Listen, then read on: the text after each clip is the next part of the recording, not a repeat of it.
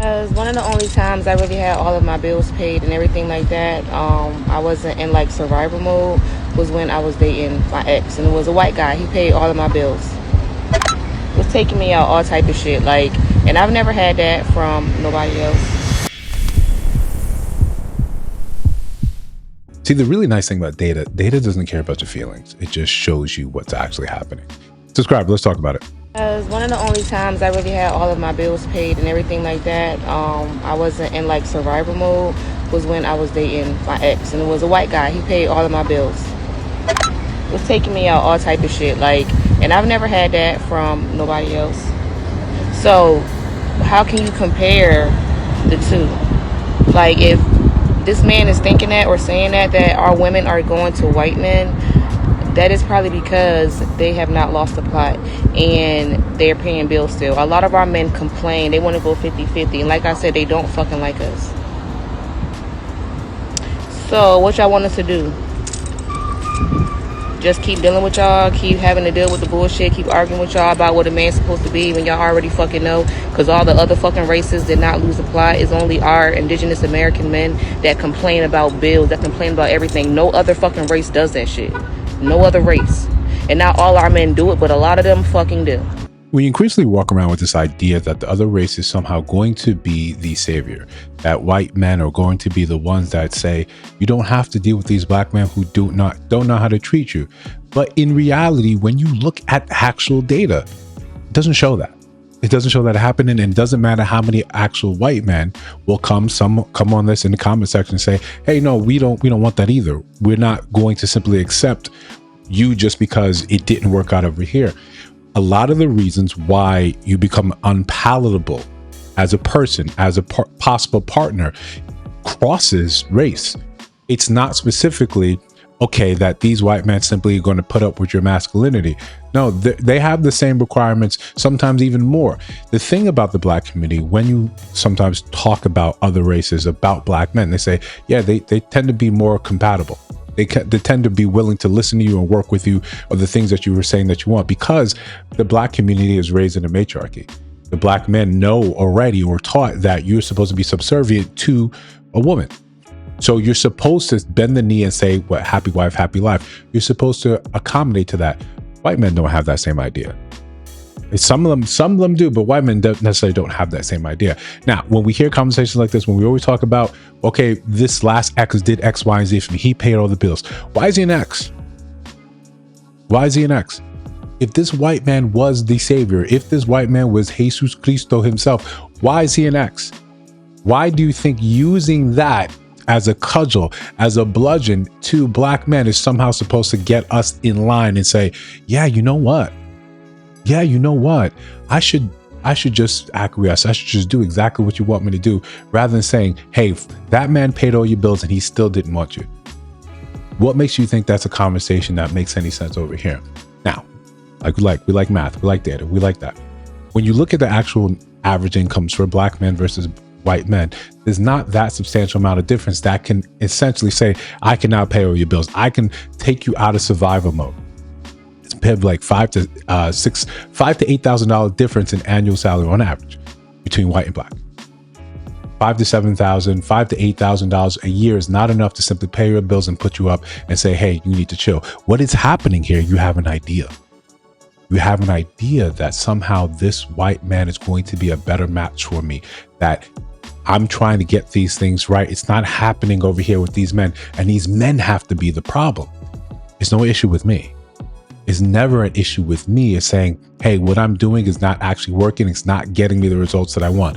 If the result is that someone is going to pay all your bills and have you just laid up, then whatever you do is not working. Because even when you got close to the goal, it didn't last. Now you think that, okay, again, now the problem is black men specifically, is one white man did it. Okay, find another one.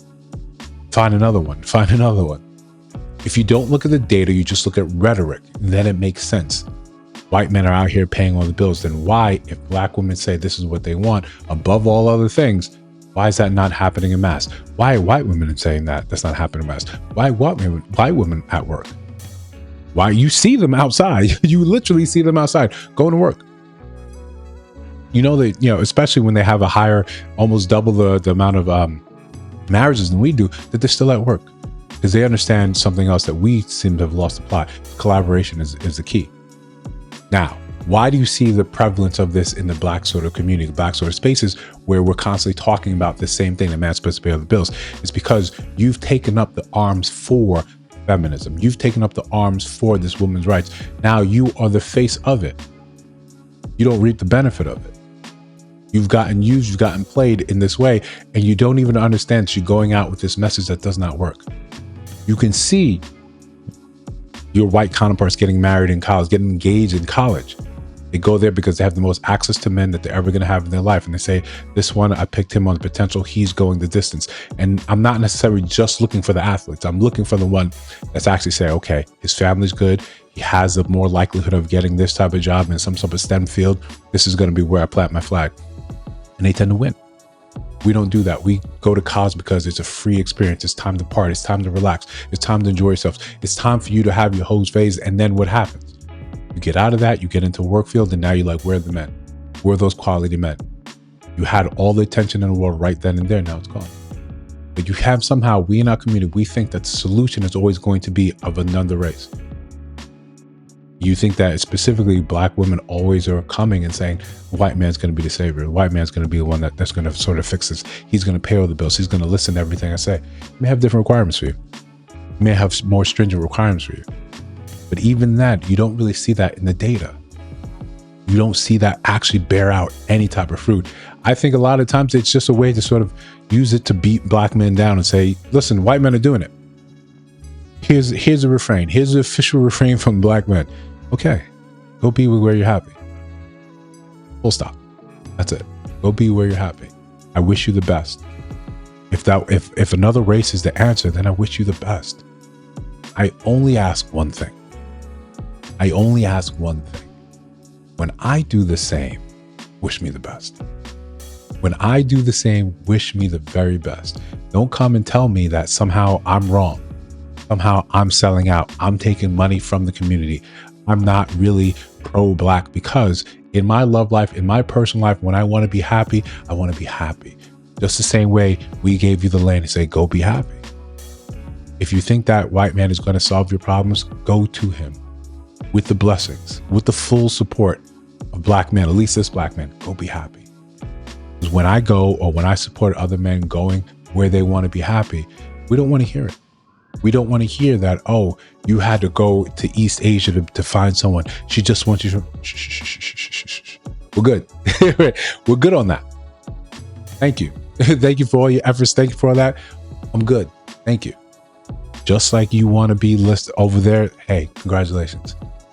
When things, or if things do go wrong, don't look at how and say it's our thing. Because wherever you go, there you are. If you haven't dealt with any issues that make you unsuitable as a partner, it's not going to be that you went to another race and somehow that is a solution. You'll find that out. But in the meantime, don't use it to bang us over the head and make us think that, oh, I need to now step up. Because the last thing anyone watching a video like that is going to say, yeah, you know what? We need to do better and pay all her bills. White man wouldn't do it. Why do you think we would? If you disagree, let me know down in the comments below. If you see other videos on your screen, check those out. Let me know your thoughts about those. In those videos, of course, if you listen to my voice now, you have not subscribed, I think you should. You're trying to build something dope. I'll see you in the next one.